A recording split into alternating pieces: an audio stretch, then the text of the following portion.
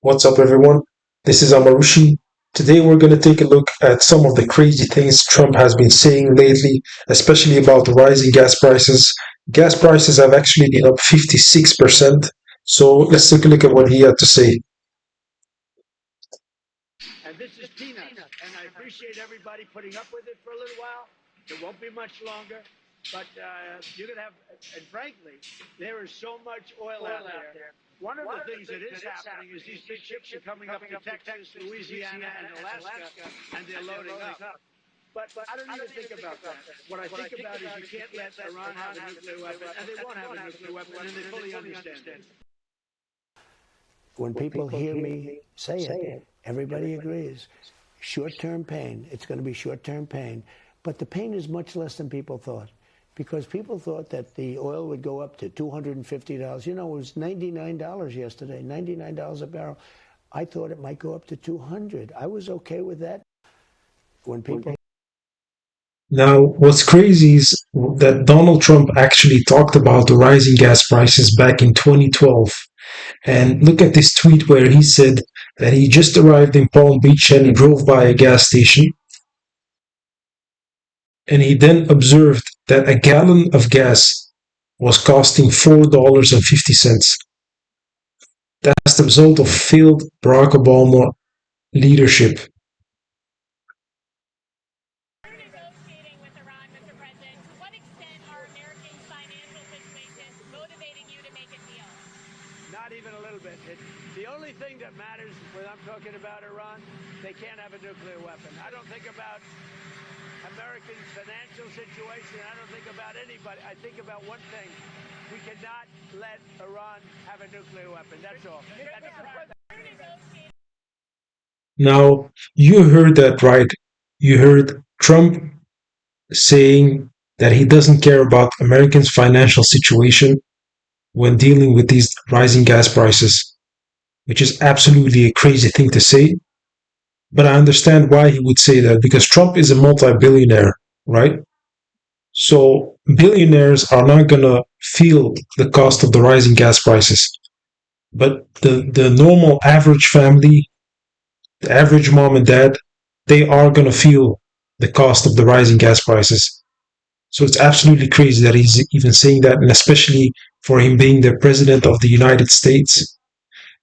But let's take a look at JD Vance right here. He's being asked whether Trump actually said that he doesn't care about Americans' financial situation, and look at what he answered. Thank you. And can I ask you, Mr. Vice President, when approaching the war with Iran, do you agree with the president's position that Americans' financial situations should not be a consideration in that decision-making process? Well, I don't think the president said that. I think that's a misrepresentation of what the president said. But look, I agree with the president that Iran should not have a nuclear weapon. We're obviously engaged in a very aggressive and very engaged diplomatic process to try to ensure that that doesn't happen. And the president has a lot of options.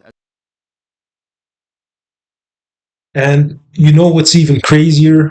It's the fact that we've been having so much insider trading happening from people inside of the administration and from multi billionaires and powerful people being able to place trades on suspicious timing and with suspicious accuracy, making so much money from insider information, which is supposed to be illegal.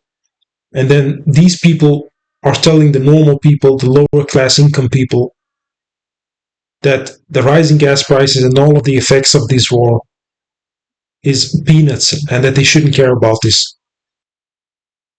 So, what actually is happening, right? Because there is such a huge difference in the Trump that we know from 2015 and the Trump that we know today from 2025. Let's take a look. The donors, the special interests, the lobbyists have very strong power over these people. They have a lot of control over our politicians. And I don't say that favorably. This is our first Jewish president. We thank you for everything. You're not going to support me, even though you know I'm the best thing that could ever happen to Israel. You're not going to support me because I don't want your money. I love Israel. I'm with you all the way. You will be bigger, better, stronger. And a lot of bad decisions that are being made for the benefit of lobbyists and special interests. You better get rid of the super PACs because they're causing a big problem. We have to get the people of our country, of this country, to love Israel more. That are Jewish people, that are great people, they don't love Israel enough. We don't need it at all. We don't need it at all. We don't need it at all. Fair enough. So, Well, I mean, you could make the case, like, why are we even, we're doing it to help Israel and to help Saudi Arabia and to help Qatar and UAE and, Kuwait and other countries, Bahrain. it also helps China. And I told them today, I said, we're helping you. And we're helping you in another way because I don't think China wants Iran to have a nuclear weapon either. I said, they're stone cold crazy. You don't need them having a nuclear weapon either. What did he say? What did he say? Well, he's not going to respond too much. He's a pretty cool guy. He's not going to say, "Oh, gee, that's a good point." I think he might. What's he going to do? Oh, Say, I mean, what a wonderful point. You think he agreed? Yeah, I think that was the impression. I don't think he wants them to have. No, he would like to see it end. But he's been good about it. We don't need it at all. We don't need it at all. We don't need it at all. Fair enough. So, well, I mean, you could make the case. Like, why are we even? We're doing it to help Israel and to help. So you heard it from his mouth, from Trump himself, that we are doing this for Israel, which is absolutely crazy, considering that Trump from 2015 was against all of these senseless wars, was against the trillions of dollars of spending and debt that the American government was acquiring, and especially the thousands and thousands of soldiers, lives of soldiers that had to be lost in these wars.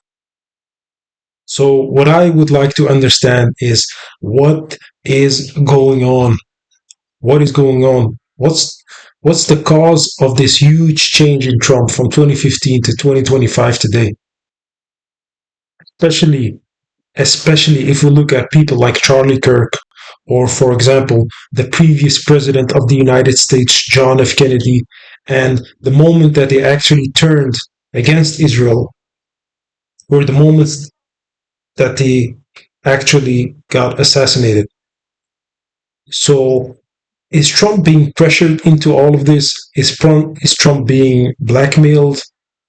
What do you guys think? Let me know in the comments.